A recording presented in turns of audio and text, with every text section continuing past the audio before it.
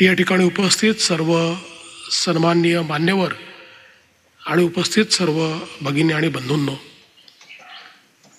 सर्वप्रथम मी पल्लवीताईंचे आणि अनुराधाताईंचे मनापासून आभार मानतो की राजयोगाच्या मागे पळणाऱ्यांना त्यांनी भक्तियोग आज शिकवला आणि तो सर्वांना लीलया करता आला, ही देखील मला असं वाटतं अतिशय महत्त्वाची गोष्ट आहे. आपल्याला सर्वांना कल्पना आहे की योग ही आमची परंपरा आहे, ही आमची संस्कृती आहे,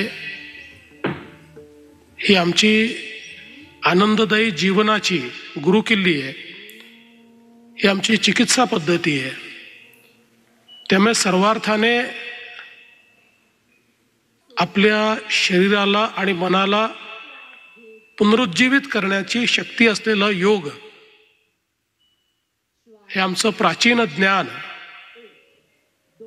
जगाने स्वीकारावं, या दृष्टीने देशाचे प्रधानमंत्री माननीय नरेंद्र मोदीजी यांनी संयुक्त राष्ट्रसंघामध्ये योग दिनाचा प्रस्ताव ठेवला आणि संयुक्त राष्ट्रसंघाच्या इतिहासात हा एकमेव प्रस्ताव असा आहे की ज्याला उपस्थित सगळ्या देशांनी पाठिंबा दिला आणि कोणीच विरोध केला नाही आणि सगळ्यांच्या पाठिंब्याने हा योग दिवसाचा प्रस्ताव मंजूर झाला आणि गेली 11 वर्ष जागतिक योग दिवस आपण सगळे साजरा करतो. खरं म्हणजे आपल्या सर्वांना कल्पना आहे की योग एक अशी साधना आहे की जी कुठल्याही व्यक्तीला करता येऊ शकते.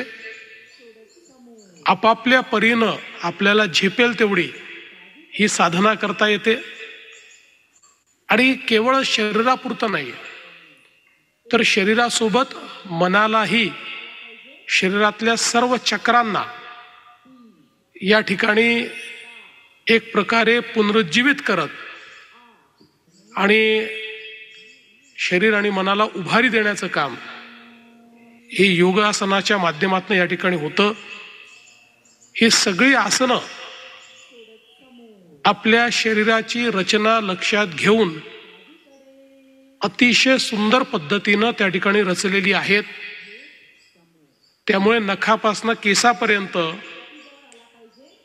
प्रत्येक शरीराच्या बाह्य आणि अंतर अवयवाला आणि त्यासोबत मनालाही या ठिकाणी योग्य अशा प्रकारची दिशा आणि आवश्यकता असेल तर उपचार मिळतील, अशा प्रकारची ही योग आसनाची या ठिकाणी रचना आहे.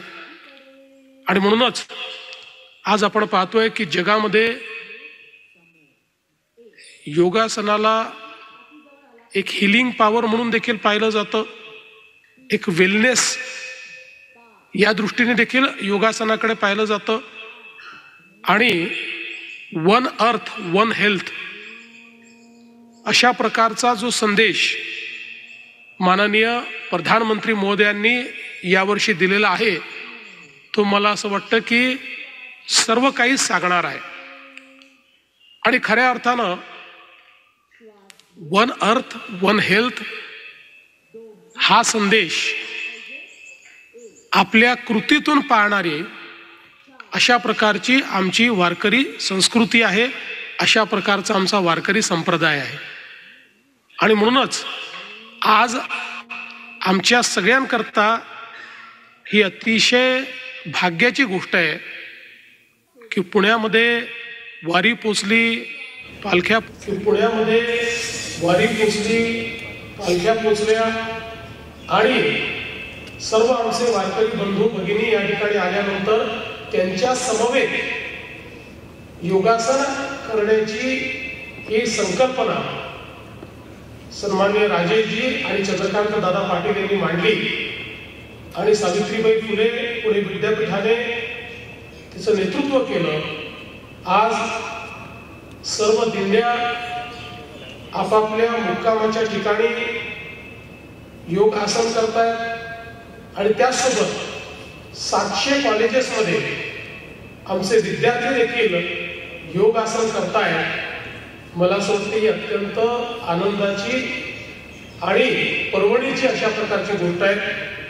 आणि मगाशी सांगितलं राजेशजीने, खरं आहे की पुण्याने आता एक नवीन रिंगण या ठिकाणी आपल्या वारीला दिलेलं आहे।